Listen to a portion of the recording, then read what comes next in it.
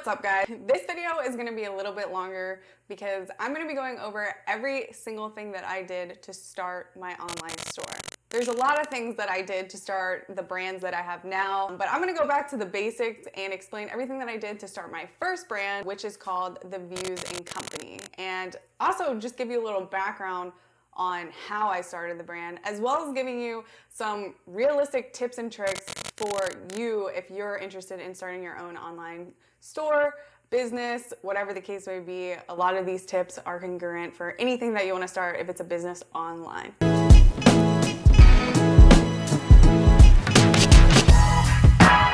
Hi guys, my name is Hannah Gardner. If you are new to the channel, I talk about anything and everything that has to do with e-commerce and building brands online. I'm going to answer a series of questions that's ultimately going to explain to you guys how I originally started my online store, which is called The Views and Company. My story is a little bit different than the normal e-commerce journey, I guess you would say. Like, I didn't start off with e-commerce. I started off attempting to do e-commerce, but failed the first time. In 2018, one of my best friends was actually a flight attendant, she still is, for Delta, and she had put me down as a friends and family on her buddy passes. So when I was 18, we all decided to fly to Bali, Indonesia on buddy passes, and we went there for about 2 weeks. And in this trip, there was a really trending bag that, you know, was going viral at the time, and it was a rattan bag that looked like this.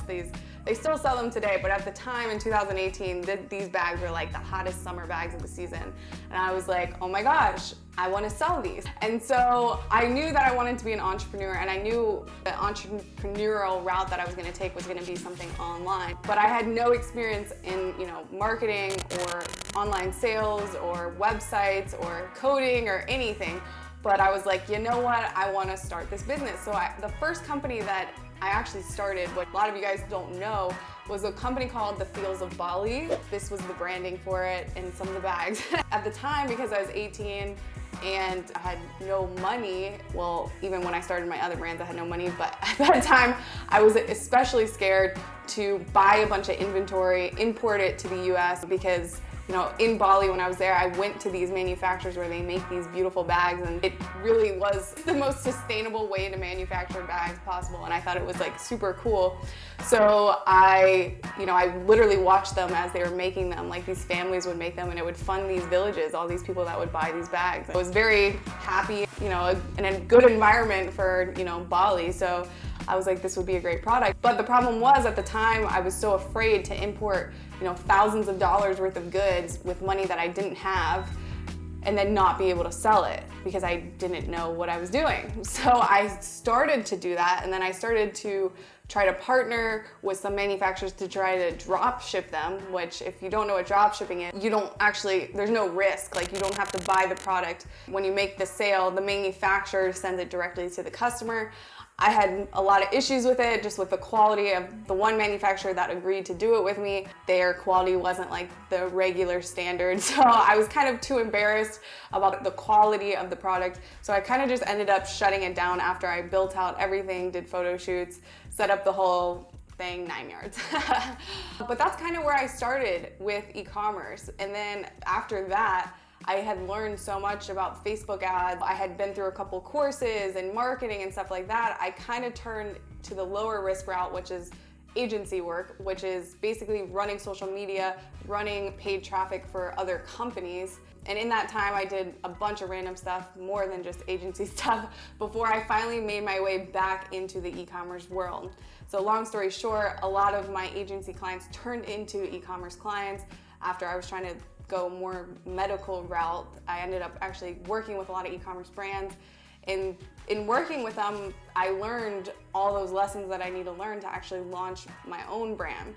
So fast forward to the end of 2019. Yeah, the end of 2019, I think it was like June 2019, I started the VC, and I went out on a wild goose chase again to find products. Yeah, that's how the VC was born, from a lot of trial and error and learning, diving into the world of other people's brands online and learning how they're run. And a lot of learning what not to do basically, and then learning how to do it better. But that's basically where it started. When I first launched the Vusing company, what you see on the website now is not what I launched with at all. Originally, what I tried to do was I started with bathing suits.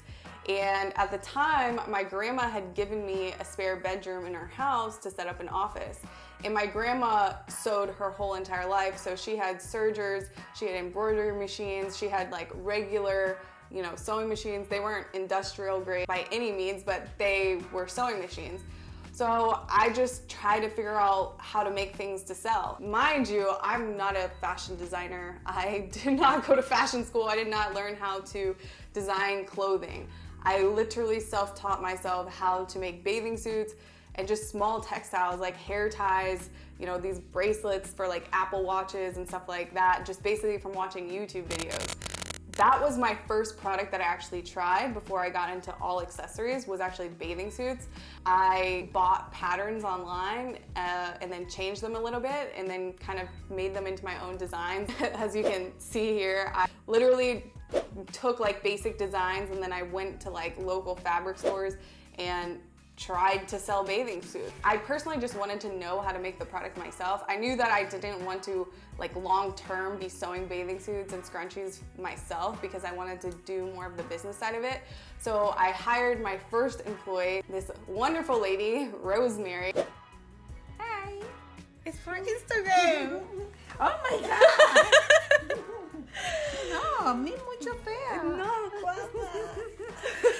I actually put out an Indeed ad and she was the first person to apply, and she actually had industrial grade machines in her house, and yeah, we kind of just formed an alliance and I started paying her to make me samples, and I would go out and get the fabric and basically give it to her and show her the designs I wanted, and literally in the next 3 days she would have bathing suits made for me. I didn't continue doing bathing suits because it was very, very hard to find good fabric, and I was trying to think more long term of something that I could sell that, one, you actually could make a really good profit margin on, and two, something that just wasn't so difficult, because there's a lot of problems and a lot of inconsistencies that happens when you're manufacturing your own textiles or retail. Unless you're really selling for really, really expensive and you have a real designer, which I'm not a real designer, working under you to constantly be making new designs and finding new fabrics and all those things. It's really, really hard. And again, I'm not a designer. I literally was, looking for designs on Etsy or just looking at, designs of other bathing suits and then working with Rosemary to change them of how I wanted. So it was just a really, really a lot of work, and especially when you only have one person sewing for you, it's a lot of work for them. And that's why a lot of people, when it comes to retail, they go and source from China or from an Asian country, because you have a whole manufacturer versus just you. And production in retail is a completely different operation when you have more than 2 people. When you actually have an assembly line of people working under you, the amount of time it takes for you to produce a product is a much, much shorter, obviously, but the amount of work for one person in the US, it's really hard to pay them what they're actually worth when you only have one person doing everything by themselves, versus you're getting it from Thailand or something where you have a whole operation. So it was really hard because I never felt like I could pay her enough. If I did pay her what she was actually worth, I would have made no profit, because I would have to sell the bathing suits for way, way more expensive. So that's kind of where I stopped with the bathing suit. So that's why I slowly started turning into jewelry. I saw a really big need in the gold jewelry market. It was either you were getting really bad quality jewelry from H&M or Forever 21, or you were getting really, really expensive jewelry that was solid gold. There was no middle tier quality jewelry at the time. And so I was just looking for that not so expensive, but not the worst quality in the world type of jewelry, as well as not getting stuff from China, just because in China there really is no gold. So if you ever get jewelry and it is from China, it probably has no gold in it. It probably is just gold colored. I actually found my next partner, which became my manufacturer, who works with us closely, that makes all the designs that we want. We basically just show them and tell them, and then we work together to make the designs that they want. And I formed a really close relationship with my manufacturer. So now if we say that we want this design, we work with them, they'll put it together, and then they'll have us send samples back within 2 weeks and then produce us whatever design we want. All of our stuff comes from Brazil, so not China. And right now in the world, the only places that you can get actual jewelry with gold in it, if it's not solid gold, is Brazil and Italy. So they're located in Brazil, and all of the employees in Brazil actually are getting paid like twice what the minimum wage that is there. So that's an operation that I would stand by for somebody that's not just ripping off cheap labor. So they're treated really, really well. So I like that aspect of it, and the quality is a lot better than anything that you would get at like H&M or like Forever 21. So that's kind of how I came across my product that I'm with now for that brand. It's seen a lot of success. A lot of our designs actually did go viral or 2020, like August of 2020, some of our products really, really started to go viral. We're one of the first brands to like really showcase the paperclip link, and it kind of just exploded from there. And now if you go on Amazon and stuff, you'll actually see like other companies or Chinese companies, like literally they've bought from us and completely rip our custom designs, and you'll find them like in like Chinese manufacturers and stuff. But that's just kind of the name of the game of the industry when it comes to fashion. That's how it kind of works. But it's just crazy because that was like the first time that we really saw success was with some of these custom designs that we had. I built my store in something called Shopify, which I'm sure if you're watching this video, you are familiar with what that is. Shopify is arguably one of the best platforms, easiest platforms to use when you're first starting an online store. It's just very plug and play from the back end, from getting orders, setting up shipping, all the back end things that are important for your accounting, for user settings, the billing, shipments, fulfillment. All of it's already done for you. It's not done for you, but it's set up so it makes it seamless to run an online business.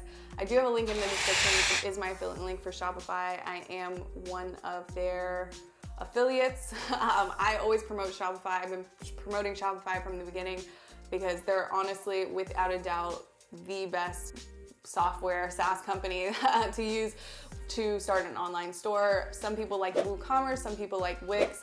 I personally think they're confusing and outdated compared to Shopify. Obviously, you need to have something to host your website, to have a storefront. Go ahead and start your free trial down there. If you open a Shopify store, you can literally have a store up. If you have content and photos, you can have it up and running within 24 hours, depending on how much work you put into it. But I got really, really good at building Shopify stores when I was in the agency world, where I could literally have a store up and running within 24 hours. Obviously, it's not fully optimized and it's probably not the prettiest, but it is a store that can hold transactions and produce sales. One thing that I really like to push when it comes to entrepreneurship is that I think I heard a quote once. Who was the quote from? It was from, I saw another video. I'll put in here who quoted it, but basically they said that if you're not embarrassed by your first product that you ever launched or your first brand that you ever launched, then that means that you launched too late. The branding on the Views & Co. has been an evolution, and it's constantly changing. And yes, when I first launched my store, of course, I was not super stoked about the quality of my website, the branding of the website. I couldn't afford to hire a designer, so I made everything myself. This is actually what my first logo looked like. Yeah, completely myself. All the fonts in it, all the graphics were on a free Canva. It was made inside of a free Canva account, which Canva, if you don't know what it is basically like Photoshop for beginners. It is the easiest platform that's actually becoming more advanced every single month. They're adding all these crazy features to it, but it's the easiest way to do edits and make graphics for any social media, email campaigns, TikTok, whatever it is. They're now even doing little video editing tools in there. So if you want to try out Canva to create your own logo, that's also in my description as well. But they do have a lot of features where it's like you can't even tell that it is from Canva because it's becoming so advanced. Canva is one of the softwares that I use every single day, from email, from just cutting up photos to make sure that they fit in certain places, from Instagram to TikTok. We use it for everything. My thumbnails. Yeah, Canva is the absolute best when it comes to branding. That was just like a little side note. Back to my branding. The point I was trying to make was that it has been an evolution. Everything is ugly when you first start. You don't love it. You're kind of embarrassed by it. If you do love it, that's not a problem. The point I'm trying to make is that branding and finding your voice and finding what you like in your specific branding style is an evolution. And the only point I'm trying to make, don't let that inhibit you from launching. If it's not perfect, that's okay. It's part of the learning process. I made my first $10,000, with this branding, and it worked fine. But now it looks like this, and it's also made in Canva with a fat font I bought. It's still always gonna change, just like any brand, Roxy, Billabong, Ruka, like those brands, their logos, their branding has evolved over time. So that's just part of marketing and growing and changing. So don't get tripped up if you don't love what you put out in the beginning, because everything is not going to be perfect when you first start. And if you want to go to the beginning videos that I posted on this channel, that's proof of that. They're so embarrassing to watch. So if you just want to feel better about something, you can go ahead and do that. When it comes to choosing a price point for your products, there's no one formula that says this is how you price your products. What you need to know as a business owner is what are your indirect and your direct costs. And from that, what do you need to charge to make a profit? So for me, for instance, some of the costs that I have are my product costs, my shipping costs to my office, my packaging costs. I have merchant fees, right? So every time you have a transaction, your Shopify, PayPal, whatever, they have like a 3% merchant fee. You also have a marketing cost. Sometimes you don't know how much your marketing cost is until you start doing marketing and investing in marketing. Maybe you don't have a marketing cost because your stuff went viral on TikTok and you're just getting organic sales, right? I didn't have that, so I have a marketing cost. But yeah, so it's discovering what your costs are and then evaluating what percent of profit do you want to make, right? So if you're selling something for $100 and all those other costs equal $60, right? Then you're running a 40% profit margin, which is great.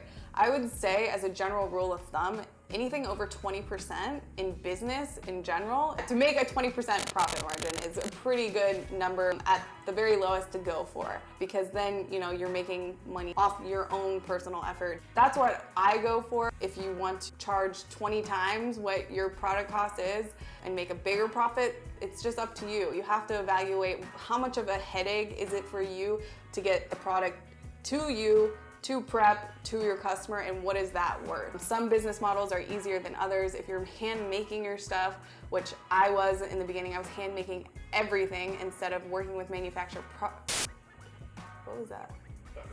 Oh. In the beginning, I was personally making everything. I didn't have any manufacturer partners. My jewelry, my scrunchies, my bathing suits, I was literally hand making everything in the beginning. And so you just had to charge more because the effort was so much harder. But once I started partnering with manufacturer partners and production partners, obviously that fulfillment became easier and I became more the visionary and just the designer of everything. It's just up to you and what you're selling, and it's gonna be different for everybody.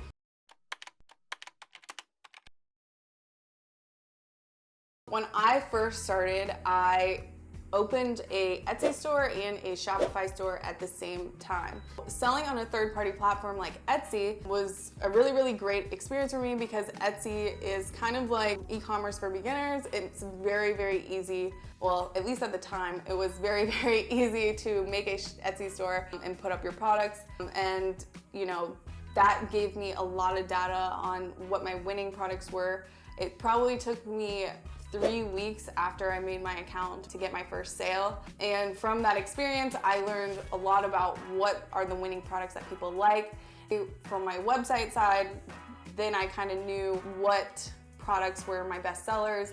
And then when I went to go run Facebook ads and Instagram ads, which is my main traffic source for my online store, I kind of knew which products were my best-selling products. So when I would make ads, which are all video ads, I would push those products because I kind of knew from my Etsy account that they were the winning products. So when it comes to your website and driving traffic to your website, you hear a lot of stories about girls putting up stores, having some viral content on Instagram or some viral video on TikTok, and then like out of the gates they're making sales. Unfortunately, that was not the case for me. I only just started doing TikTok recently. I still do a lot of paid traffic with Facebook and Instagram, but there's other ways to drive traffic to your website like TikTok ads, Snapchat ads, Pinterest ads. There's so many other ways to drive traffic. You just kind of have to evaluate what's your product and what is the best platform for you. And I also knew how to run Facebook ads. I kind of understood the strategy a little bit in the beginning. I've also paid courses. I've had friends help me and have bought courses about Facebook and Instagram ads. So I did have a little advantage because I was very familiar with it because I used to run other people's ads for e-commerce and other, local lead gen companies. So when it came time to run my own ads, I kind of already knew what I was doing. I do have a video in my channel showing a full tutorial on Facebook ads. It is a little bit outdated, I will be honest. I'll have to make a new video, but it should be somewhere in the Facebook playlist. It's about an hour long, and it will teach you the basics of Facebook ads. As far as higher level thinking and higher level strategy, it differs per niche and like what creatives work and what targeting works and all those things. But hopefully here in the near future, I will share my ads with you on how I run my ads for my niche. But Facebook and Instagram ads do vary based off of kind of like what you're selling. So just another part of this learning process. Obviously the next thing, well, this should be one of the first things that you have to do is, if you want to start an online business, what do you need?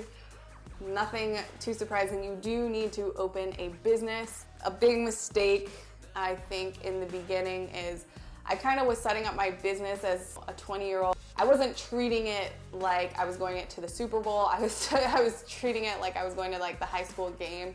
And I didn't take some of my back end parts of my business as seriously as I should, especially when it came to filing the correct paperwork, setting up DBA names, creating LLCs, setting up my LLC properly. You do need to open a business, and depending on what state you're in, they will have some kind of state department website where you'll go in and create your business and you'll file to get something called an EIN number. This is like a social security number for a business, and you're going to use this EIN number for a lot of things, including opening a business bank account, as well as inputting that into your Shopify store or any other thing. If you're gonna open a wholesale account with somebody, they usually ask for something called a resale certificate number, but something to prove that you're a legitimate business. You will be needing it a lot. So you do need to go do that in order to officially open a business. You don't have to officially open a business, in which case you're a sole proprietor, but you should if you do plan on becoming a profitable business and getting a lot of the tax benefits that you can get by being an LLC or being an S Corp. You do want to go ahead and research how to open a business in your state, because you want to set this up like you're going to the Super Bowl. Don't do what I did and half-ask all of it and then end up having a lot of problems in the future. As far as accounting and bookkeeping, I use something called QuickBooks, which is probably one of the most popular ways to keep your books in the back end of your business organized. I now have a bookkeeper, which I can link in the description below. They're relatively inexpensive. They keep track of all my credit cards, all my bookkeeping, all my sales tax, everything basically all the taxes and everything that I need to pay to the state and to the United States of America every year. They take care of it. It's a company called CapForge, and they are specifically specialized in e-commerce. They're an awesome accounting firm that does all my bookkeeping for really, really inexpensive in comparison to some of the other quotes that I was getting. But yeah, set it up like you're going to the Super Bowl, not the high school game. Let's just put it that way. Final remarks. Opening a business, whether it's online or offline, this is a marathon, it's not a sprint. Just like you go to college for 4 years to learn whatever you're trying to learn. If you're going to learn online business and you're not in a school setting, you don't have a boss handing you the answers to the tests, and you're going out in the world and trying to learn all this shit by yourself, don't be too hard on yourself. Don't put too much pressure on yourself, because You know, there is no 4-year degree for online business. There is no one probably not holding your hand, teaching you every single thing, every little hiccup you're gonna have along the way. A lot of this is self-taught, a lot of this is research, a lot of sleepless nights, a lot of trial and error, trying to figure out what's gonna work for you and your business model. And it can be a really, really, really awesome and rewarding thing when you finally build something that you're proud of. And I think it took me a really, really long time, not really long in retrospect. I was, you know, I've always been proud of my work and everything that I've, not so much at the beginning things that I put out, but where we're at now, I had to go through all those, you know, trials and tribulations. Is that how you say it? To be able to get where we are now. So if you guys got any value out of this video, please do go ahead and subscribe to the channel. Oh, and turn on your notification bell so you will get notified every single time that I post a video. And thanks guys for watching. Much gratitude because it helps my channel.